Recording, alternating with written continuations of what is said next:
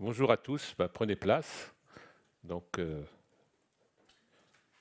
bienvenue à cette quatrième édition du Funding Event de l'IE Club dans le cadre du Summer Invest. Je suis Robert Caloxet. Je suis trésorier de l'IE Club. Et puis j'ai aussi une société qui s'appelle Software Continuity, je suis multi-entrepreneur, une société qui est spécialisée en due diligence digitale. Donc, quelques mots sur l'IE Club. Donc vous avez les statistiques de nos événements. Nous avons 20 ans d'ancienneté. Et donc là, on vous donne les participants aux événements sur l'année 2019, puisqu'en 2020, on a été complètement digital. Donc c'était plus difficile de savoir. Là, ce sont les participants physiques, bien sûr. Nous avons le plaisir là, de recommencer à faire un événement en physique. C'est le premier depuis longtemps. Donc je trouve que c'est bien de se rencontrer vraiment, réellement, physiquement.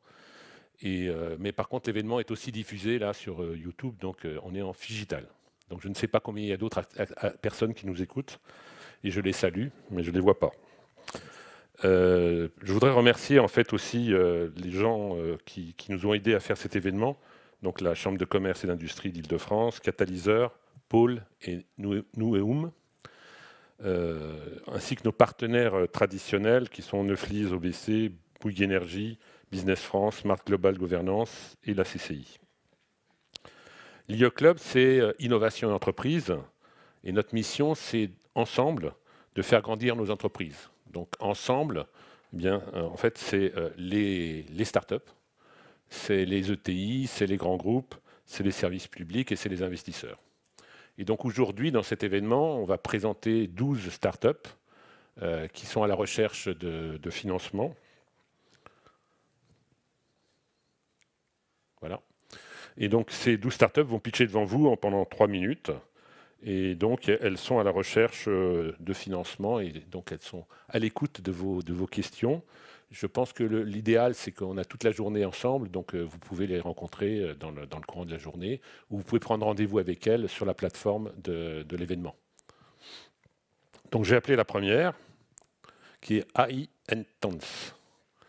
Et je demanderai aux deux autres sociétés de monter sur la scène. Laure, si vous pouvez les faire monter. Merci. Vous prenez un micro, s'il vous plaît. Ah, vous prenez un micro. Ils sont là. Voilà.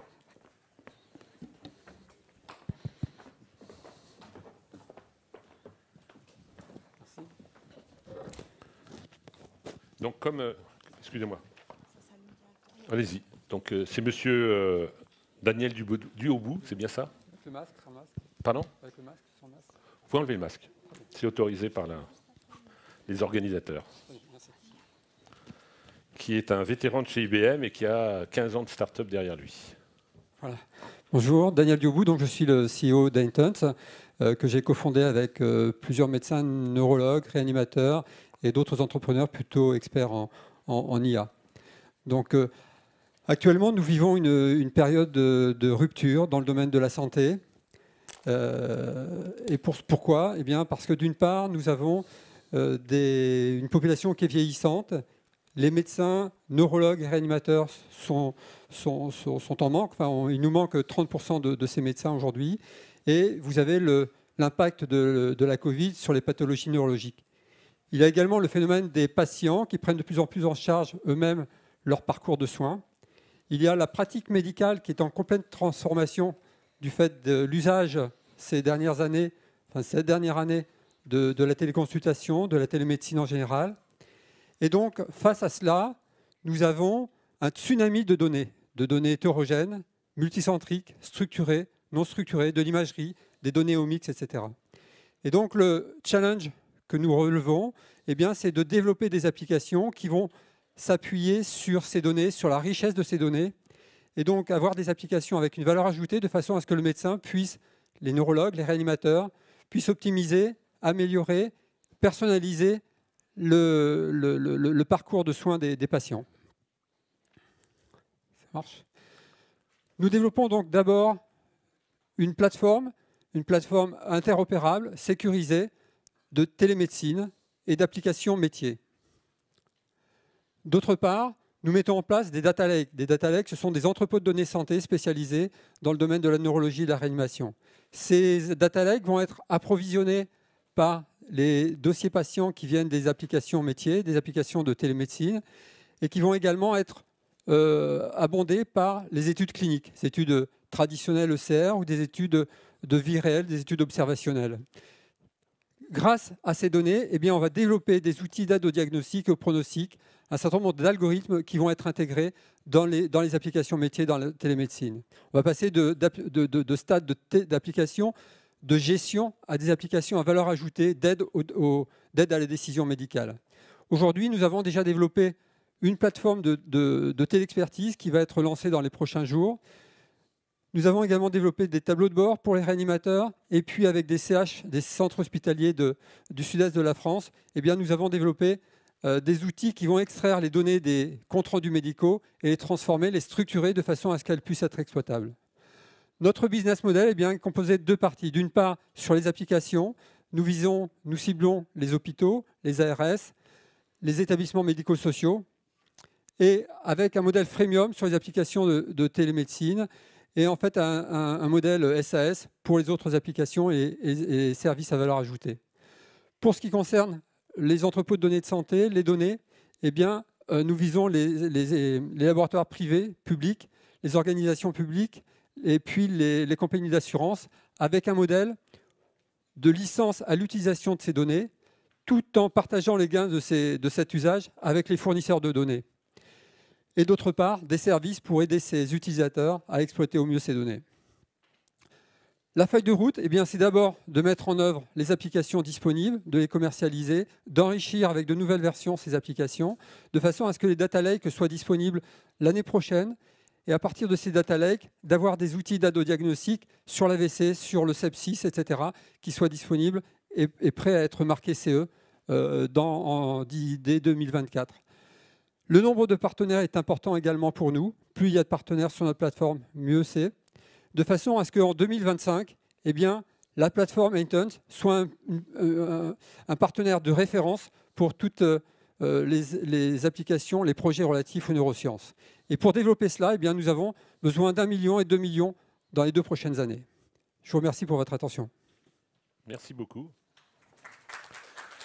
Alors, j'appelle Maria Caprian, qui va nous parler de drones et de sécurisation des drones.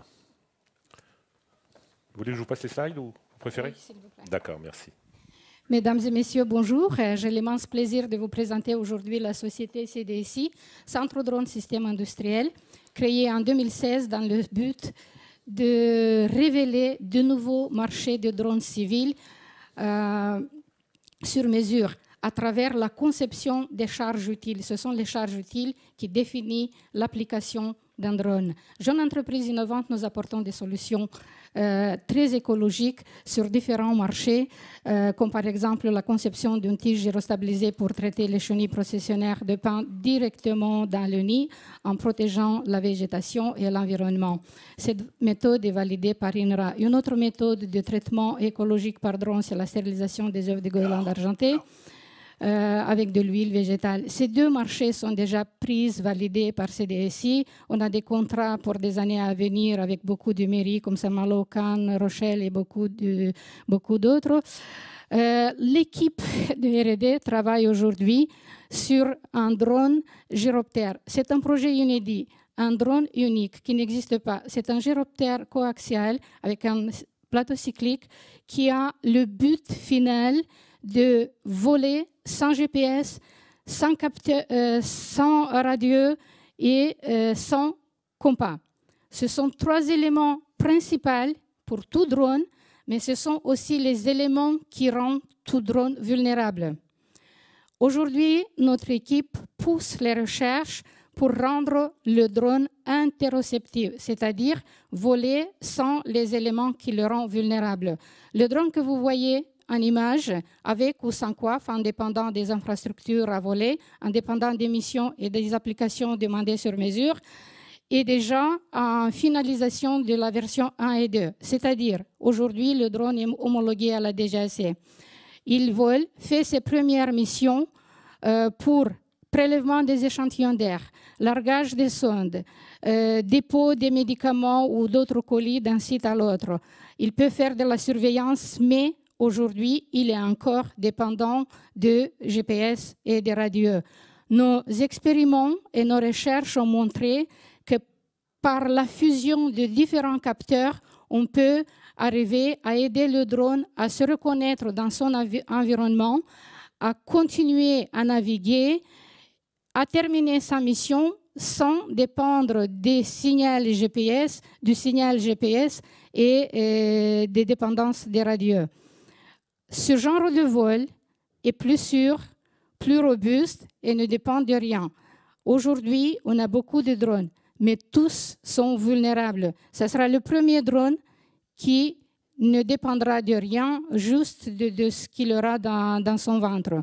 Notre premier client est la centrale nucléaire de Grenoble qui nous a déjà pris 2 drones en location, même s'ils ne sont pas finalisés.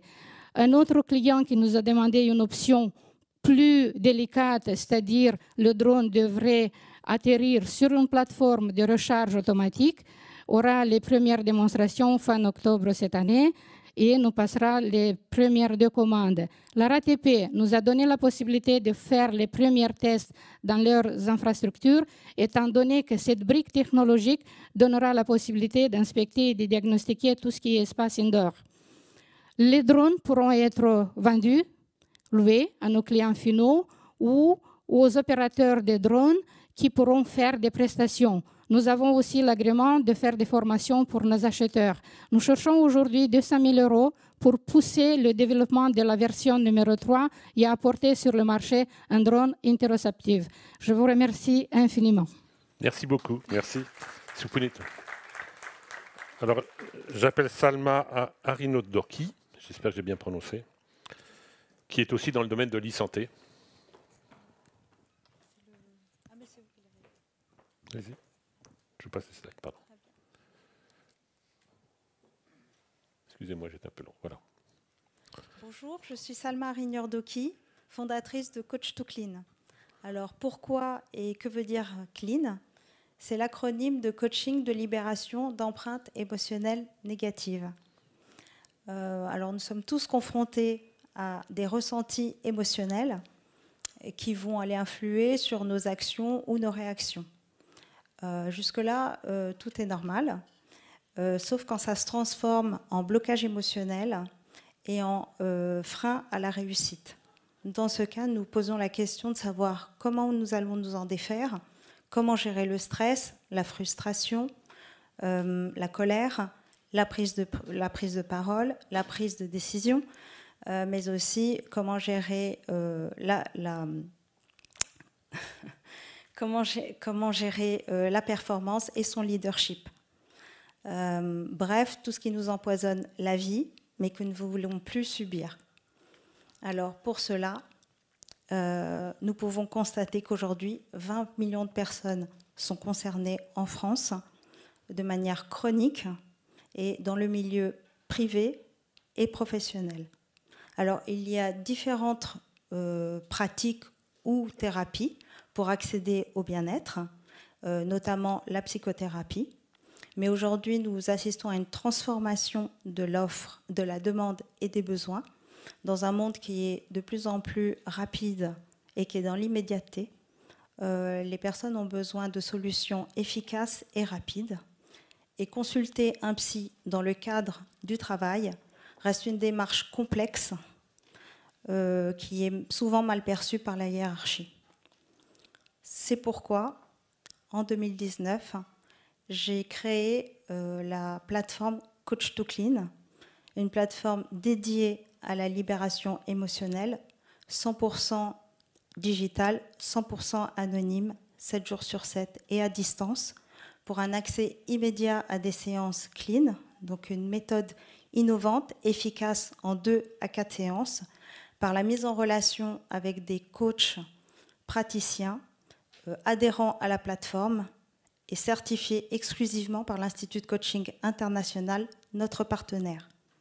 Alors, nos coachs accompagnent nos clients grâce à une technique unique et brevetée qui allie coaching et neurosciences par le biais d'une séance, une salle de conférence dédiée et sécurisée pour la confidentialité, et qui va permettre et qui va avoir un accès direct grâce à une prise de commande en ligne en 3 clics. Alors, nos solutions s'adressent aux particuliers, mais aussi aux entreprises, par une offre qui comprend des séances et de la formation que nous délivrons d'ailleurs auprès de la PHP et Apital pour l'accompagnement de du personnel hospitalier.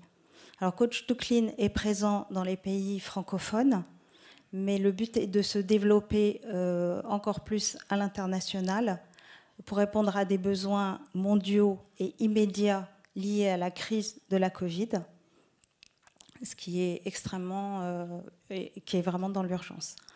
Nous souhaitons aussi lancer une appli mobile prochainement. Et pour accélérer notre action commerciale, nous avons besoin de votre financement pour pouvoir poursuivre notre développement. Je vous remercie pour votre attention et votre intérêt. Merci.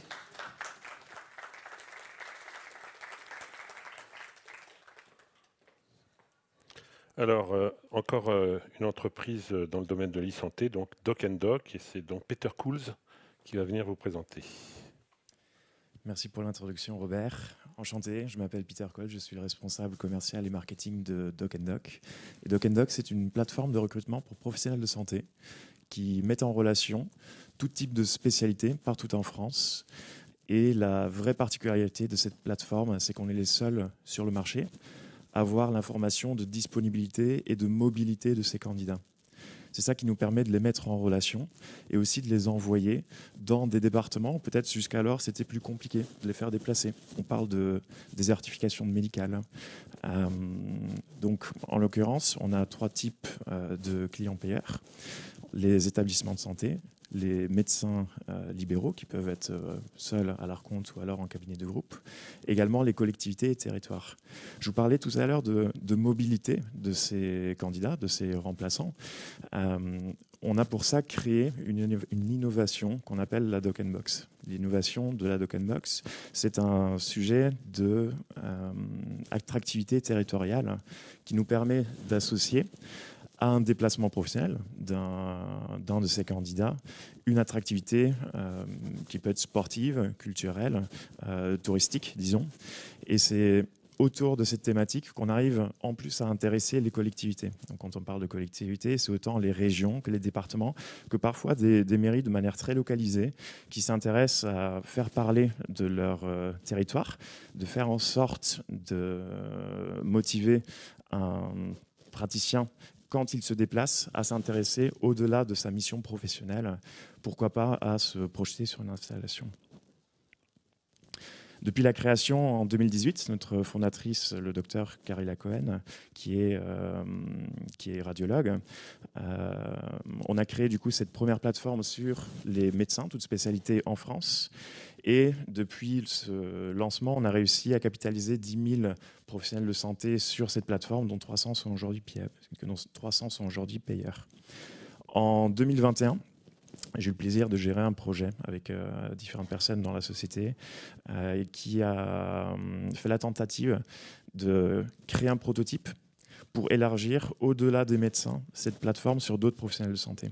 Donc notamment ce qu'on a appelé aujourd'hui Apotico, qui est l'équivalent de Doc & Doc et qui est une plateforme de mise en relation pour le recrutement et le remplacement de pharmaciens partout en France, qu'on a appelé Ergotico pour les kinésithérapeutes, Odontico pour les dentistes, Mayotico pour les sages-femmes. Et donc, ce qu'on a vu, ce qu'on a identifié, c'est une vraie traction sur ces autres verticales. On a réussi à créer chacune de ces nouvelles verticales sur ces autres métiers en l'espace de 1 mois seulement, quand on compare par rapport à 2018. Et c'est pour ça qu'aujourd'hui, on cherche un financement pour nous accompagner sur l'accélération sur ces nouvelles verticales, mais aussi pour les apporter sur un scope plus large, européen, puisque cette problématique de mobilité de professionnels de santé, elle n'est pas qu'en France, elle est bien européenne et encore au-delà. Donc pour ça, on cherche 1,2 million pour nous accompagner. Et donc au plaisir d'en discuter plus en détail sur ce projet. Merci beaucoup pour votre attention. Merci Peter, merci beaucoup. Alors, on va appeler les quatre sociétés suivantes, Laure, s'il vous plaît. Et puis il faudrait nettoyer les micros. Quelques petites contraintes dues au Covid. Donc 3 sociétés dans l'e-commerce jusqu'à présent et une dans la dronautique, ou je ne sais pas comment on dit, les drones, quoi. Comment dit-on dronautique, non?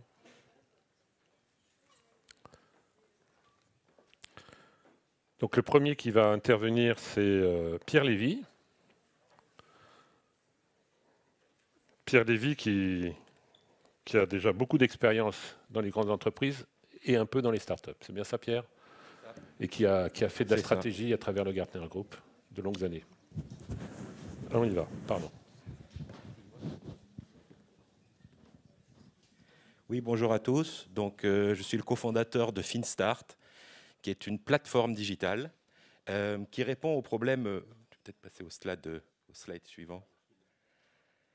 Le problème, c'est que le marché du conseil dans les métiers financiers est inefficace. Aujourd'hui, quand une grande entreprise cherche à obtenir le bon consultant en finance, comptabilité, risque ou conformité, c'est beaucoup d'échanges avec les cabinets de conseil, beaucoup d'allers-retours.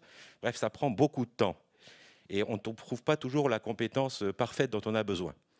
La deuxième chose, c'est quand on est consultant indépendant dans ces domaines, on a beaucoup de mal à travailler avec les grands comptes.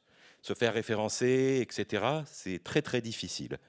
Et enfin, quand on est cabinet de conseil, on cherche toujours à développer son chiffre d'affaires auprès des clients et on n'a pas toujours, pour répondre aux clients, les compétences spécifiques ou un expert spécifique pour compléter son équipe et gagner le projet.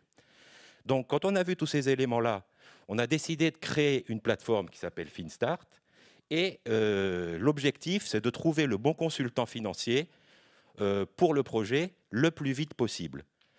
Donc ça a intéressé déjà un certain nombre de clients, principalement les banques, les assurances, les cabinets de conseil dans ces domaines-là, et bien entendu les fintechs, les startups qui ont les mêmes problèmes pour trouver les bonnes compétences financières. Notre business model est extrêmement simple, c'est gratuit pour les freelances, c'est gratuit pour les cabinets de conseil, c'est gratuit pour les entreprises, et nous nous rémunérons uniquement quand un client sélectionne un consultant sur notre plateforme et nous prenons une commission qui aujourd'hui est de 10% et qui, au fur et à mesure du développement des fonctionnalités de la plateforme, pourra évoluer en fonction des services que nous offrons. Donc, on a créé cette entreprise il y a 1 an. À la fin de l'année d'exercice, nous aurons fait 3 millions d'euros de chiffre d'affaires. Nous avons près de 700 consultants sur la plateforme, une croissance mensuelle de 20%. Donc ça répond réellement à un besoin. Et aujourd'hui, nous cherchons 2 millions d'euros. Pour quoi faire? La première chose, c'est pour augmenter notre empreinte commerciale avec des business partners seniors pour compléter notre développement. Également, améliorer notre plateforme pour qu'elle devienne de plus en plus intuitive pour tous ses utilisateurs. Et nous avons démarré à l'international aujourd'hui Benelux et Suisse, et nous voulons continuer à nous développer dans ces différents pays. Voilà, c'est un modèle business simple, mais qui répond à un vrai besoin sur ce marché des métiers financiers. Merci beaucoup. Merci beaucoup. Donc, j'appelle maintenant Cyril Perrin pour la société Easy Show. Merci. Alors bonjour, je m'appelle Cyril Perrin et je suis le fondateur d'Easy Show. Alors Easy Show, qu'est-ce que c'est? Ça va être le Airbnb de la salle de répétition. Et donc ça va permettre à chaque artiste de trouver l'espace adapté pour sa pratique artistique et ça va aussi permettre à tous les loueurs de louer en toute tranquillité. Vous savez, un artiste, c'est comme un sportif, ça a besoin de répéter pour être au top le soir de la représentation. Un sportif, je pense par exemple à un tennisman, ça a besoin d'un cours de tennis pour jouer. Et vous prenez par exemple un danseur de flamenco, ça a besoin d'un espace adapté avec un revêtement spécialisé pour pouvoir répéter. Et ça, c'est très compliqué à trouver. Pourquoi? Parce qu'il n'existe pas de répertoire centralisé sur Internet où on voit toutes les spécificités des salles. Alors, ce qu'il faut savoir, c'est qu'en Île-de-France, il y a 7000 structures artistiques qui sont potentiellement en recherche d'espaces de répétition. Il y a 1500 salles qui peuvent proposer des espaces de répétition. Pour monter un spectacle, c'est à peu près 300 heures. Et pardon, j'ai un trou. Voilà, c'est 300 heures. Et en Île-de-France, il y a à peu près 350 spectacles, voilà, par an. Alors moi, je suis comédien professionnel depuis 10 ans. Et mon CO est associé et danseur. Et on est vraiment confronté justement à cette difficulté de trouver des créneaux de répétition.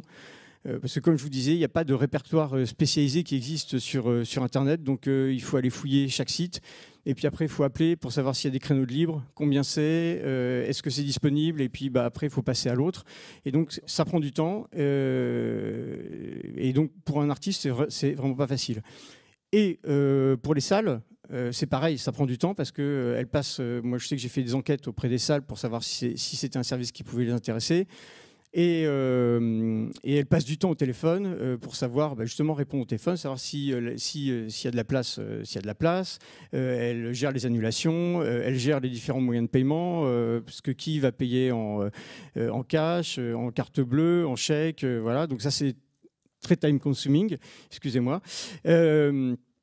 Donc voilà, donc Easy Show veut devenir l'acteur incontournable justement de la location de salles de répétition, autant pour des salles qui sont déjà identifiées que pour des salles qui pourraient louer qui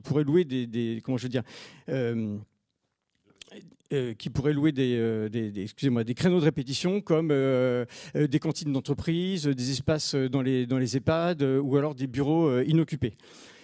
Alors, notre business model est simple et efficace. On prend seulement 10% de commission sur toutes les transactions. Et on offre l'assurance, on offre la gestion des paiements, de l'agenda, etc. Alors, nos projections, en fait, on va commencer sur le marché. Notre premier marché, ça va être l'Île-de-France. Après, on va passer dans les 5 plus grandes villes françaises, la France, et puis on pense se déployer dans les grandes capitales européennes. On a déjà pris des contacts avec les alliances françaises dans l'Europe, et il n'y a pas de gestion de salles de répétition en Europe, donc on nous attend, on est là. On cherche 220 000 euros dans les 2 ans pour accompagner notre développement. Et avant de vous quitter, je voulais vous parler de la philosophie d'Easy Show. On fait partie de l'économie sociale et solidaire. On est adhérent du mouvement Impact France parce qu'on se dit que faire des bénéfices, c'est bien, mais réutiliser ces bénéfices pour essayer de créer un monde meilleur, c'est encore mieux. Et donc, nous allons réutiliser les bénéfices d'Easy Show pour payer des heures de répétition à des compagnies qui n'en ont pas les moyens. Voilà, merci beaucoup. Merci beaucoup. Pardon. Alors, My Easy Farm, s'il vous plaît. Merci.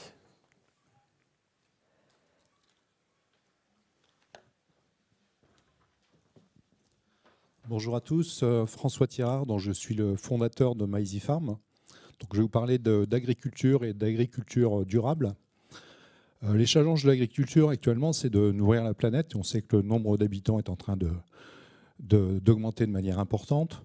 Mais surtout, nous, en tant que consommateurs, on cherche à avoir de plus en plus d'informations sur ce qu'on mange. Et puis surtout, le dernier challenge, c'est qu'aujourd'hui, l'agriculture, c'est 20% des émissions de gaz à effet de serre. On n'en parle pas toujours, mais surtout, c'est un puits naturel de carbone qu'on pourrait exploiter.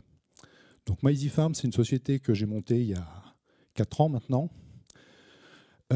qui comprend 14 personnes, qui s'adresse au départ sur des sujets d'agriculture de précision, c'est-à-dire d'essayer d'utiliser les données numériques pour utiliser le moins de produits dans les champs, donc les engrais, les semences, les produits phytosanitaires, l'eau. Donc on a déjà développé cette plateforme My Easy Farm.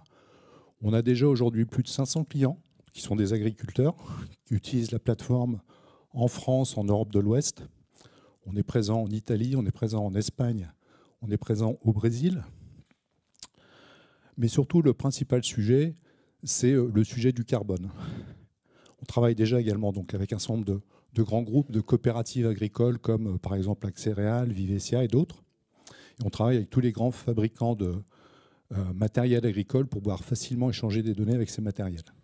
Mais comme je disais, le sujet le plus important, c'est le sujet du carbone, du CO2. On est tous au courant de la stratégie nationale bas carbone. Si vous avez suivi la rentrée gouvernementale, donc Barbara Pompili a annoncé le label bas carbone grande culture il y a 15 jours. Et nous, si on peut passer sur le slide après. Merci. Et donc, nous, on a annoncé la semaine dernière au salon Innovagri notre application My Easy Carbon, qui est une application qui permet de faire le diagnostic d'une exploitation agricole, qui permet de travailler sur les leviers pour réduire les émissions de CO2, que ce soit dans le stockage du carbone dans le sol ou que ce soit dans les émissions, la réduction des émissions CO2 dans l'atmosphère. Donc on est capable de faire ce diagnostic, on est capable de travailler sur les différents leviers pour améliorer donc, le bilan carbone d'une exploitation agricole, et surtout on est capable de suivre les évolutions de l'exploitation agricole pendant la durée d'un projet, puisque les projets label bas carbone, ce sont des projets qui vont durer un minimum de 5 ans.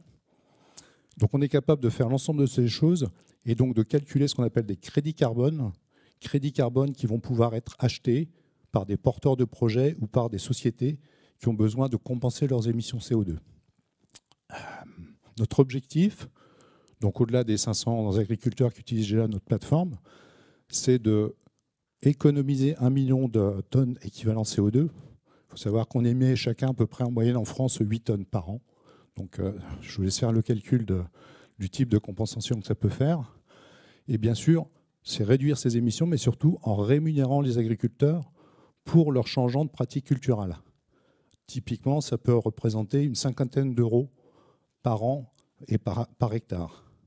Donc on travaille sur ce sujet. La plateforme est déjà disponible. Donc la plateforme My Easy Farm est déjà disponible. La plateforme My Easy Carbon a été lancée officiellement la semaine dernière. Et on cherche maintenant 1 million d'euros pour se développer commercialement, bien sûr continuer à développer la plateforme, mais à se développer commercialement en France et en Europe, puisque la France est le pays le plus avancé au niveau européen sur ces sujets. Mais ça va forcément se développer dans le cadre européen, voire mondial. Voilà, je vous remercie beaucoup. Je suis là toute la journée pour répondre à vos questions. Merci beaucoup, bravo. On va passer à Laure, vous faites monter les suivants. Merci.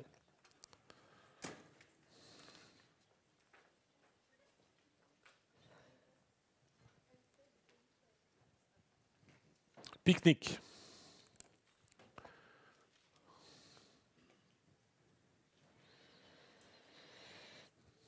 Donc, beaucoup de startups un petit peu différentes sur leur sujet, mais très intéressantes, qui ont des gros projets et qui attendent vos financements.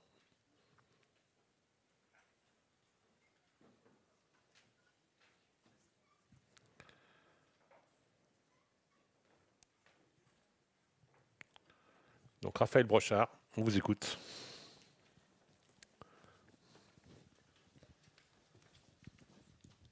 Bonjour à toutes et à tous. Raphaël Brochard, cofondateur de Pique-nique. J'ai oublié la petite zapette d'ailleurs pendant que je dis ça.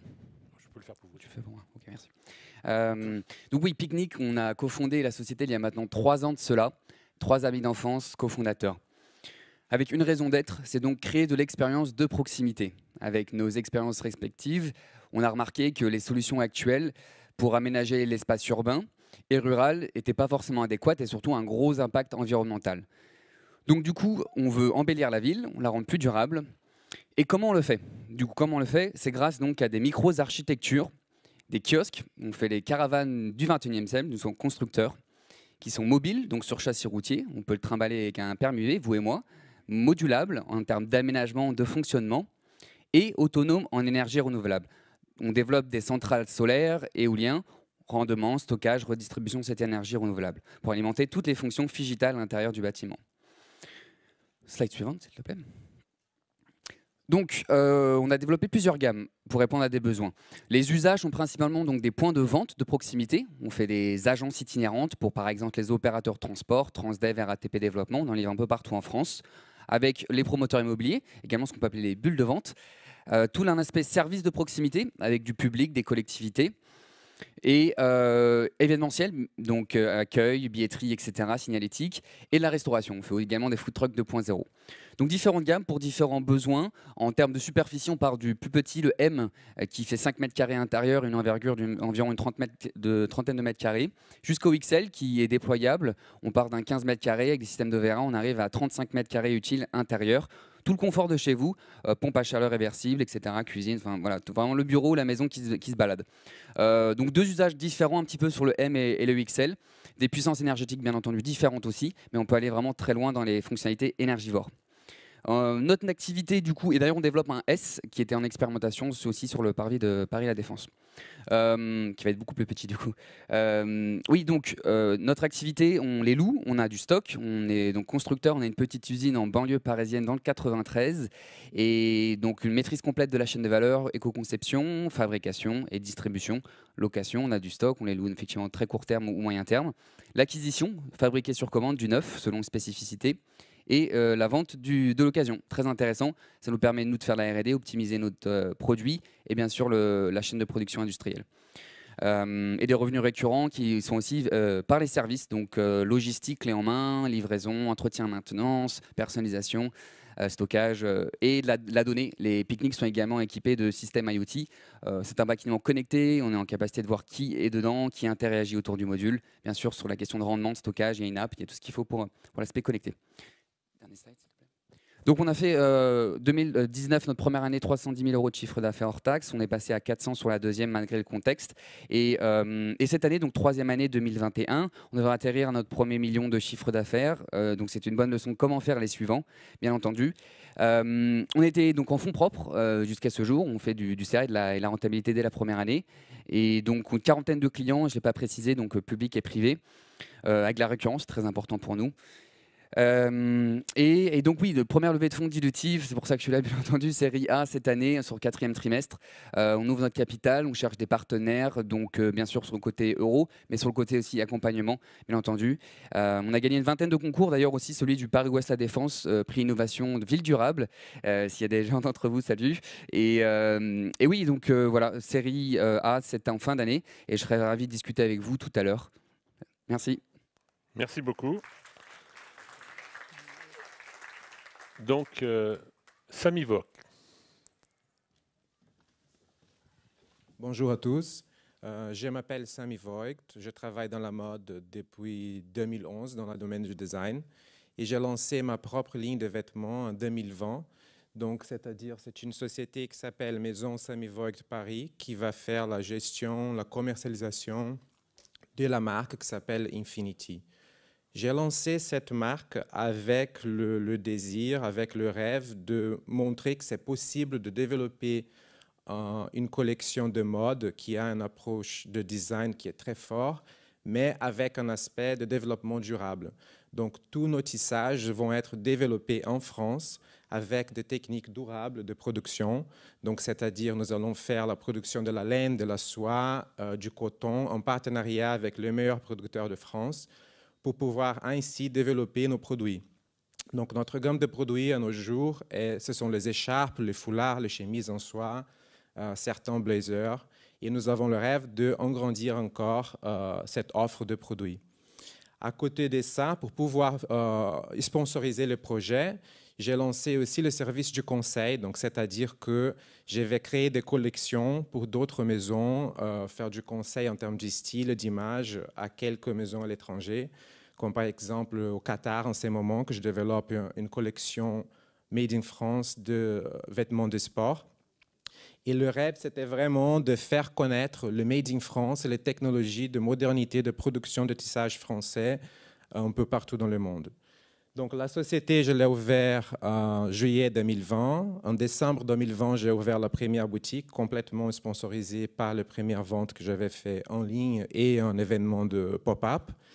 Et là, en ce moment, je me rencontre dans cette phase des difficultés de start-up, c'est comment faire pour franchir ces moments de test de produits, d'avoir fait les premières ventes, mais de ne pas avoir encore accès à des fonds pour pouvoir vraiment élargir le business. Donc en ce moment, il me faut vraiment un soutien pour pouvoir élargir l'offre de produits, pour ouvrir de nouveaux espaces de vente, mais aussi pour pouvoir fortifier la présence en ligne. Et voilà, donc c'est pour ça que je suis là aujourd'hui. Je suis très content d'être là. Merci beaucoup pour votre attention. Et si vous avez des demandes, nous pouvons regarder les produits ensemble plus tard. Merci beaucoup. Merci. Très bien. On va passer à Unsaid. Donc Philippe Teodosio. Oui, c'est moi. C'est lui. Bonjour à toutes et à tous. Je suis Philippe Teodosio, le CEO et cofondateur de Unsaid, qui est le non-dit des clients. Donc on est une équipe de choc avec Jérémy, là, qui est actuellement présent, qui est directeur général et directeur technique. Et en fait, imaginez-vous, en fait, dans un premier temps, que vous pouvez lire les pensées ou les sentiments, les émotions des clients. Est-ce que vous répondez aussi aux enquêtes de satisfaction qui vous est envoyées après interaction? Moi, honnêtement, je ne le fais pas systématiquement. J'ai pas le temps, voilà, un peu comme tout le monde. Et en fait, à partir de ce constat-là, on a voulu un peu creuser avec Jérémy auprès de grands groupes. Alors, c'est des grands groupes de grande distribution alimentaire, aussi des grands groupes dans les télécommunications. Et en fait, on a identifié 4 problèmes. Donc, le premier problème, c'est en fait, il y a entre 5 et 10% des personnes qui répondent à ces enquêtes de satisfaction. Ceux qui répondent, c'est généralement les gens qui ne sont pas contents, qui sont insatisfaits. Et du coup, les gens qui sont satisfaits, on ne sait pas trop. Et en fait, la donnée des gens qui sont satisfaits, enfin les personnes qui sont satisfaites, c'est important de savoir aussi ce qui marche bien dans un business. Il y a le troisième point aussi, c'est tout ce qui est études de satisfaction externe, ça coûte cher pour des grands groupes. Et malheureusement, en fait, ces sociétés analysent seulement très peu d'interactions clients. Donc on n'a pas tout le panorama en fait. Et quatrième point, c'est en fait la scalabilité. Comment on fait pour analyser 100% des appels téléphoniques? Et là, je ne l'ai pas cité, nous, Unsaid, on est une société, une jeune société, une start-up qui a été créée en 2020. Et en fait, on est spécialisé dans le cloud et l'intelligence artificielle. Et notre but, c'est de faire de l'analyse de sentiments et des émotions à travers la voix, donc à travers les appels téléphoniques. Donc, on a un business model qui est quand même assez simple parce qu'on va prendre tout ce qui est appel téléphonique, donc qui vient des centraux téléphoniques ou plus communément les PABX, et on va analyser les sentiments, la voix des clients avec l'intelligence artificielle et le cloud, et on va en ressortir des indicateurs qui viennent complémenter des indicateurs de la relation client. Je ne sais pas si vous êtes familier avec le Net Promoting Score ou le CSAT ou le Customer Effort Score. Ce sont des indicateurs dans la relation client qui vous permettent de connaître si un client est content ou pas content, soit au court terme, soit à long terme, au moyen terme. Je reviens sur mon business model. Donc, on sait faire aussi tout ce qui est analyse de sentiments à travers le texte. Voilà. Donc, notre solution, ce qui est très intéressant, c'est qu'elle permet d'être scalable dans le monde entier. Donc, juste pour l'actualité, on a signé des partenariats aux Émirats Arabes Unis, à Dubaï. On a signé aussi un partenariat avec Oman qui va nous permettre en fait, de vendre ces solutions dans les pays. Dans ces pays du Moyen-Orient, mais même aux États-Unis. Donc notre solution est disponible en français et en anglais pour l'instant. On est aussi ouvert à d'autres langues comme l'arabe, etc. Mais là, on va devoir juste tuner, mais c'est un travail, un travail post-projet. Enfin, on va faire l'analyse des besoins. Dernière slide. Donc on est là. Alors on est là pour lever des fonds. On a besoin en fait.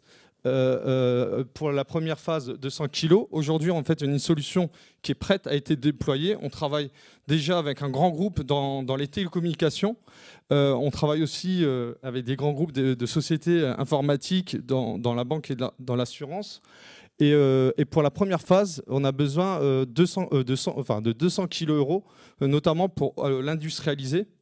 Et après, derrière, on va avoir une phase 2 qui va être encore plus intéressante parce qu'on va faire l'analyse des émotions complexes. Là, on va détecter la colère, la joie, l'ironie, des émotions plus complexes. Et là, on a besoin, dans cette phase-là, 900 kg. Donc en tout, on a besoin de 1,1 million d'euros. On a été sélectionné, on est finaliste en fait à l'AF, enfin pour pitcher à l'AFRC. Donc les 3 premiers finalistes pour remporter la palme de la relation client. Donc c'est l'AFRC, c'est l'Association française de la relation client qui est la référence, une association qui est référence dans la relation client. Voilà, je vous remercie. Je suis Philippe Théodosio, Jérémy Blanchard. On est là toute la journée pour répondre à vos questions. Merci beaucoup. Donc j'appelle Bernard Rox. Non.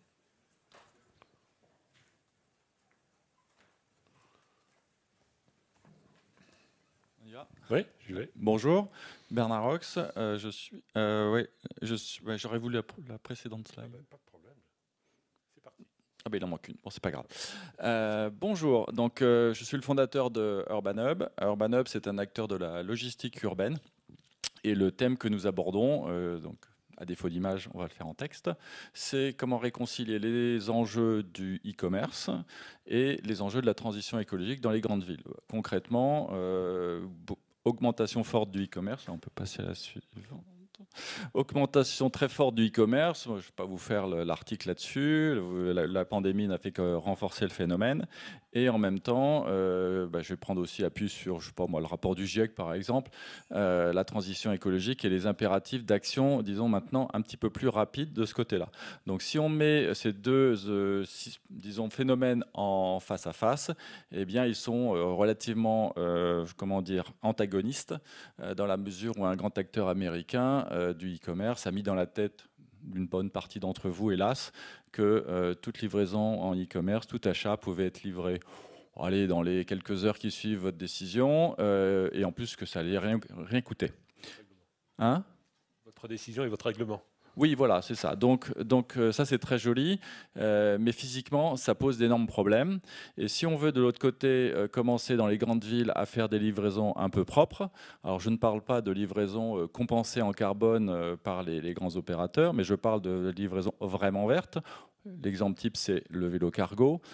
Si vous faites partir le produit d'une distance supérieure à 5 km de point de destination finale, ça ne marche pas. On l'a vu d'ailleurs, les livreurs dans la ville concernée s'étaient mis en grève. Donc la conséquence de tout ça, c'est que le point de départ de la livraison, ça doit être un entrepôt qui va être, dans le cas de Paris par exemple, intramuros.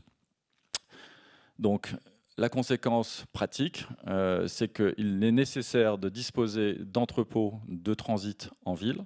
Et bien évidemment, pour que tout ça fonctionne, il faut un système de pilotage de l'activité qui récupère l'information des stocks qu'on va traiter et en aval qui gère le transport et la relation avec le client final. Bien évidemment, on est dans un environnement extrêmement contraint d'activité, à la fois évidemment sur le prix, le délai et la qualité. Donc nous avons bénéficié, j'en profite, du soutien de l'ADEME pour les remercier, pour développer en fait un logiciel d'optimisation dans le domaine qui n'existait évidemment pas, puisque cette notion de livraison urbaine, notamment multimodale, est un concept assez récent. Donc notre ambition, nous, c'est de développer un standard européen. Nous considérons, disons hardiment, que nous avons fait la preuve du concept à Paris avec le déploiement de 2 sites. Donc on a des clients, on a des modèles qui fonctionnent, on a 2 grandes lignes d'activité qui sont ce qu'on appelle communément du fulfillment e-commerce en bon français, c'est-à-dire traiter les commandes des marques ou des distributeurs qui sont nos clients vers les consommateurs ou les magasins. Et puis la deuxième ligne d'activité qui a commencé à se développer fortement l'année dernière, c'est la livraison urbaine verte, zéro carbone, je répète, par laquelle on va recevoir en fait des lots de colis qui viennent de plus ou moins loin, parfois de 20 km de Paris et parfois de quelques milliers de kilomètres. Et on va servir de point relais avant ces livraisons par tournée type vélo cargo, piéton même, ou progressivement véhicules verts, et puis à terme peut-être même des robots. Donc on va faire 1,5 million de chiffre d'affaires cette année. On a des budgets en forte croissance avec une réplication du modèle dans d'autres villes en France et à l'étranger. Et nous recherchons 6 millions d'euros, dont 3 en capital pour exécuter ce plan. Merci. Alors maintenant, Vintual. Donc après le marketing par le téléphone, ça va être le marketing visuel. Bonjour. Donc je crois que je vais clore la séance. Je suis le dernier avec le W. Donc bonjour, je m'appelle Jean-Loup Barrère, je suis le fondateur de Wintual. Nous avons développé une suite logicielle qui s'appelle WinActive et qui permet de rendre interactifs à distance les écrans avec une simple caméra.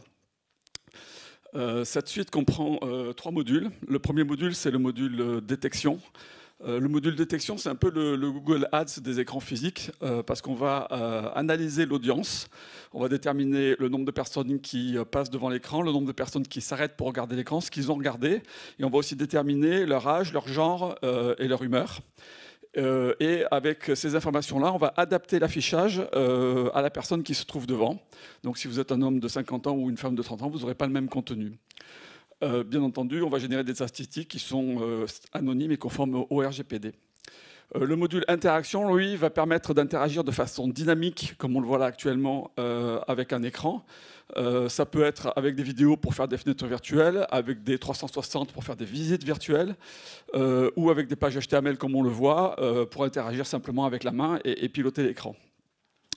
Le module immersion, lui, permet de remplacer des lunettes de réalité virtuelle par un écran. C'est particulièrement utile quand vous voulez proposer de la réalité virtuelle dans des zones où les gens sont de passage et où les lunettes ne sont particulièrement pas adaptées. C'est un module qui est particulièrement utilisé pour faire des vitrines virtuelles ou des visites virtuelles. Suivante, s'il vous plaît. Nous nous positionnons en tant qu'éditeur de logiciels en B2B. Nous vendons nos logiciels sous forme de licence la première année. Et nous proposons des services SaaS les années suivantes. Ces services, ce sont principalement l'accès aux données, l'accès à des dashboards, le support et la gestion d'un parc d'écran. Nous attaquons 3 segments de marché, avec un segment qui est vraiment prioritaire par rapport aux autres, c'est le retail. C'est le segment sur lequel nous consacrons l'essentiel de notre énergie commerciale. Nous l'attaquons à travers 3 canaux qui sont les distributeurs et intégrateurs d'écran, les créateurs de contenu et les régies publicitaires. Nous travaillons aussi dans le secteur de la santé avec un partenaire exclusif pour proposer des thérapies non médicamenteuses. Et dans le monde de la culture, nous travaillons avec des créateurs de contenu, principalement autour de scènes en 360 ou de réalité virtuelle. Nous cherchons, pour nous développer actuellement, 500 000 euros, dont 225 000 euros en augmentation de fonds propres. Pourquoi 225 000 ? Parce qu'on a levé déjà 75 000 euros à la fin de l'année dernière. Ces fonds, on va les consacrer pour moitié à la R&D, pour continuer à améliorer nos produits et rajouter des interactions, et moitié pour augmenter notre effort de commercialisation, accélérer nos ventes et mettre en place une gestion de projet pour les pilotes avec nos nouveaux clients. Nous avons commercialisé notre offre au début de l'année dernière, en 2020. Aujourd'hui, nous avons un contrat qu'on a signé avec Samsung Corée pour intégrer notre technologie dans leurs écrans. On est en cours de déploiement avec des comptes comme Ikea ou Vitrine Média. On a des pilotes qui sont déjà bien avancés avec des entreprises comme Auchan, AXA ou la régie publicitaire de TF1. Et nous avons des contrats de distribution avec des acteurs qui sont leaders dans leur domaine, donc la société FVS pour l'affichage dynamique, l'affichage publicitaire, et la société Petrarch dans le monde de la santé. Voilà, pour conclure, je voudrais souligner que notre time to market est bon. La crise Covid rend notre technologie sans contact particulièrement attrayante et elle correspond parfaitement aux attentes des consommateurs en matière sanitaire. Voilà, je vous remercie pour votre attention et je suis disponible pour répondre à vos questions. Merci beaucoup, merci. Je vais prendre le micro, merci. Donc je vais demander à Dominique Agrèche, qui est membre du comité exécutif de l'IE Club, de faire une conclusion. Et puis à la fin, je demanderai à tous les intervenants là, de monter sur scène. On va faire peut-être une photo globale et vous verrez tout le monde ensemble. Merci. Oui, bonjour, je suis Dominique Agrèche. Alors, je sais pas, oui, voilà, il y a un slide alors, qui me présente comme... je vais parler comme vétéran de ce qu'il est convenu d'appeler maintenant le capital innovation.